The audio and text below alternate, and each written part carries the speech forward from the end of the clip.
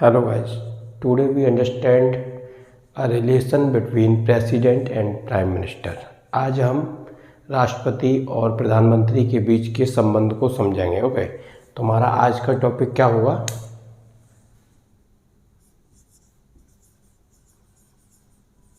Relations between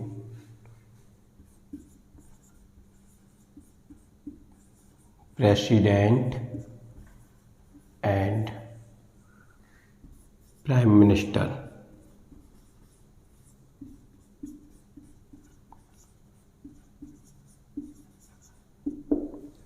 हमारा आज का टॉपिक है राष्ट्रपति और प्रधानमंत्री के बीच संबंध। आज हम इन दोनों के बीच संबंध देखेंगे कि इन दोनों के बीच में क्या क्या संबंध होते हैं। तो जैसे कि हमारा जो टॉपिक है relation between president and prime minister, इसके लिए हम सबसे पहले अपने 3 आर्टिकल्स निकालते हैं। 3 article 74, article 75 and article 78। Okay, in 3 article से हमारा टॉपिक निकलता है संबंध प्राइम मिनिस्टर और प्रेसिडेंट के बीच में। जब हम प्रेसिडेंट और प्राइम मिनिस्टर के बीच में संबंध देखेंगे तो इन 3 संबंधों से, इन 3 आर्टिकल से हमारे संबंध सेपरेट होंगे और डिफाइन होंगे। तो सबसे पहले हम देखते हैं आर्टिकल 74।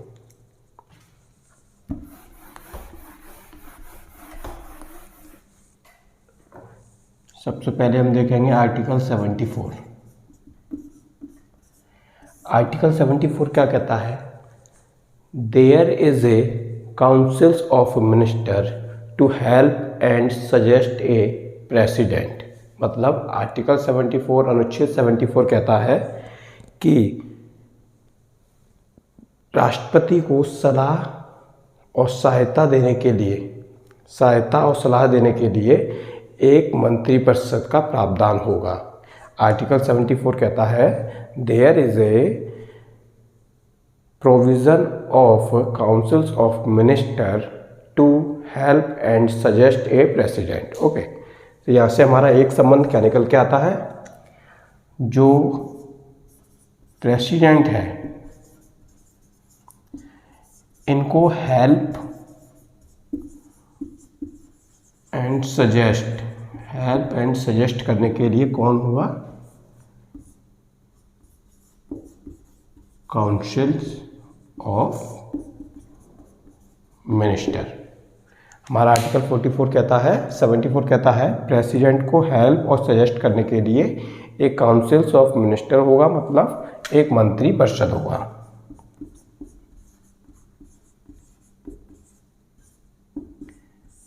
ओके, ये तो हो गया हमारा आर्टिकल 74। इसी को जब हम आगे लेते हुए चलेंगे, जो हमारा दूसरा संबंध होगा प्रधानमंत्री और राष्ट्रपति के बीच का, वो डिफाइन होगा आर्टिकल 75। जो आर्टिकल 75 है इसमें क्या 3 बातें हैं। आर्टिकल 75 में 3 बातें हैं। सबसे पहले क्या? सबसे पहली है राष्ट्रपति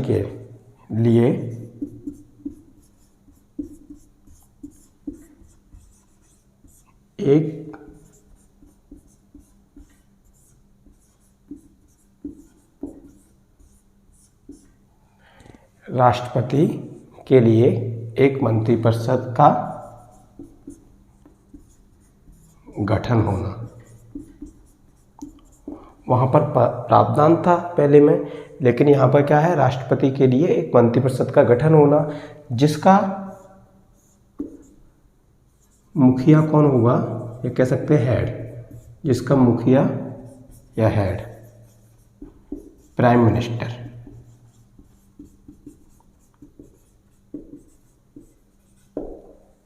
ओके, या हम ये कह सकते हैं राष्ट्रपति मंत्रिपरिषद का गठन करेगी। राष्ट्रपति मंत्रिपरिषद का गठन करेगा। किसकी सहायता से? प्रधानमंत्री की सहायता से। ओके, क्योंकि जो मंत्रिपरिषद है उसका जो मुखिया या हेड होता है वो होता है प्राइम मिनिस्टर। पहली बात ये हो गई। दूसरी बात इसमें क्या होता है, जो ये मंत्रिपरिषद होती है, मंत्रिपरिषद, ये राष्ट्रपति के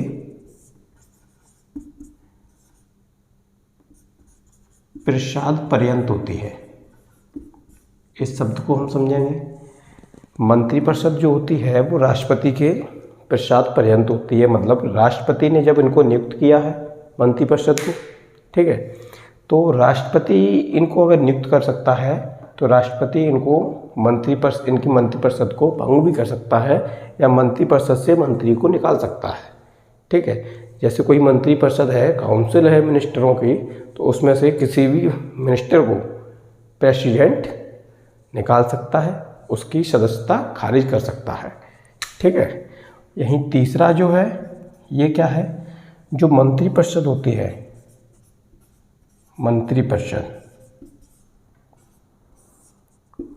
मंत्रिपरिषद का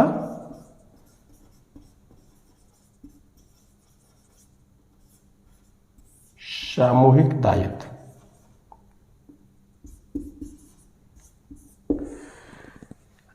इस शब्द को हम कैसे समझेंगे,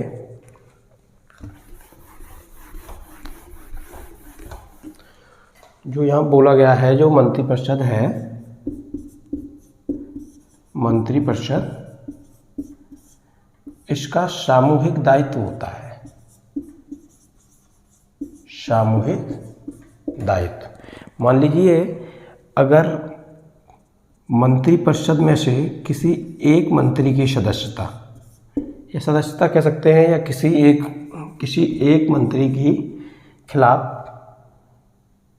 अविश्वास पारित हो जाता है, या किसी और वजह से इसकी सदस्यता, या इसको कह सकते हैं मंत्रिपरिषद से हटा दिया जाता है। ठीक है, जब कोई भी मंत्रिपरिषद में से कोई एक मंत्रिपरिषद निकाल दिया जाता है, या कह सकते हैं खारिज कर दी जाती है उसकी सदस्यता, तो यहाँ पर पूरी मंत्रिपरिषद ही डिसॉल्व हो जाएगी, पूरी मंत्रिपरिषद भंग हो जाएगी। ठीक है, इसी को कहा गया है सामूहिक दायित्व। अगर पूरी मंत्रिपरिषद में से कोई एक मंत्री खतरे में पड़ रहा है, या उसने कोई ऐसा अपराध किया है जिससे कि उसके पद पर सवाल उठते हैं, तो पूरा मंत्रिपरिषद भंग कर दिया जाएगा। ये होता है हमारा आर्टिकल 75। यहीं अब इसके बाद हम तीसरा देखते हैं, आर्टिकल 78। वो क्या कहता है?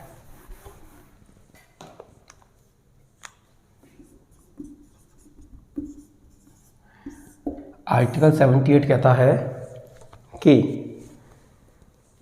कोई भी कार्य होंगे, कोई भी प्रशासनिक या वैधानिक, प्रशासनिक या वैधानिक कार्य मंत्रिपरिषद द्वारा, मंत्रिपरिषद या काउंसिल्स ऑफ मिनिस्टर, मंत्रिपरिषद द्वारा विनिश्चय किए जाते हैं, विनिश्चय या कह सकते हैं डिफाइन किए जाते हैं, ठीक है, या एग्जीक्यूट किए जाते हैं, तो उसकी इंफॉर्मेशन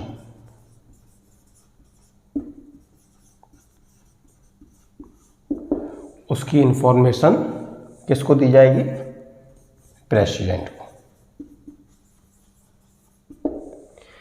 कोई भी वैधानिक या प्रशासनिक क्रियाकलाप हो रहा है, तो उसकी जो इन्फॉर्मेशन है, उसकी इन्फॉर्मेशन किसको प्रोवाइड की जाएगी? प्रेसिडेंट को।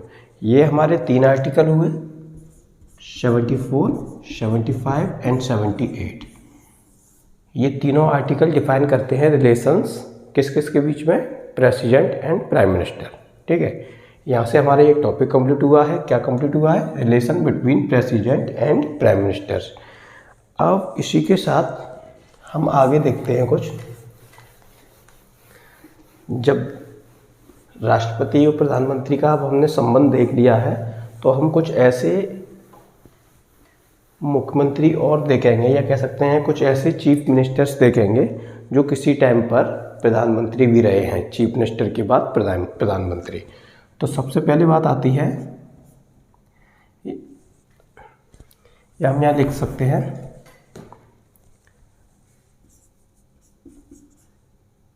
CM that hold the position of PM। वह मुख्यमंत्री जो आगे चलकर प्रधानमंत्री भी नियुक्त किए गए हैं या प्रधानमंत्री का पद धारण किया है उन्होंने।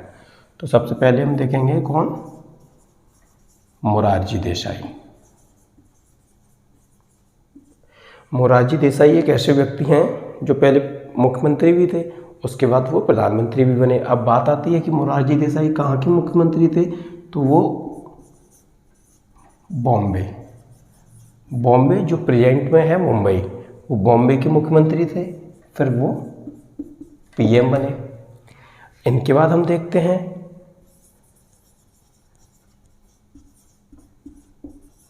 चरण सिंह, या कह सकते हैं चौधरी चरण सिंह। ये सबसे पहले यूपी के मुख्यमंत्री थे, फिर ये आगे चल के प्रधानमंत्री बने। ठीक है, चरण सिंह यूपी के मुख्यमंत्री थे, आगे चलकर प्रधानमंत्री बने। इसके बाद हम आगे चलते हैं तो देखते हैं VP सिंह पहले उत्तर प्रदेश के CM थे, उसके बाद वो आगे चलकर प्रधानमंत्री बने। इसी के बाद हम और आगे चलते हैं तो निकल के आते हैं नरसिम्हा राव। जो नरसिम्हा राव थे ये भी CM थे। वो कहाँ के CM थे, दक्षिण के उस समय के, जो कि है आंध्र प्रदेश। आगे चलकर ये भी PM बने। इसी के बाद हम देखते हैं नरसिम्हा राव हो गए, देवगौड़ा कर्नाटक के CM थे, आगे चलकर ये PM बने। और लास्ट हैं नरेंद्र मोदी। ये पहले गुजरात के CM थे, अभी ये तत्कालिक प्रधानमंत्री हैं। ओके, तो हमने क्या क्या देखा, सबसे पहले तो अपने रिलेशंस देखे प्रधानमंत्री और राष्ट्रपति के बीच में, जो कि आर्टिकल 74, 75 एंड 78 में डिफाइन किए गए हैं। उनका प्रोविज़न है उनके रिलेशंस का। ठीक है, वहाँ से हमने ये देखा। उसके बाद हमने कुछ ऐसे मुख्यमंत्री देखे जो कि आगे चलकर प्रधानमंत्री भी बने हैं। तो उनमें से ही हैं, सबसे पहले थे मोरारजी देसाई, दूसरे थे उसमें चौधरी चरण सिंह, तीसरे थे VP सिंह, उसके बाद आए कौन, नरसिम्हा राव, फिर देवगौड़ा एंड उसके बाद नरेंद्र मोदी। ओके, यही हमारा आज का टॉपिक कंप्लीट होता है। Okay, thank you.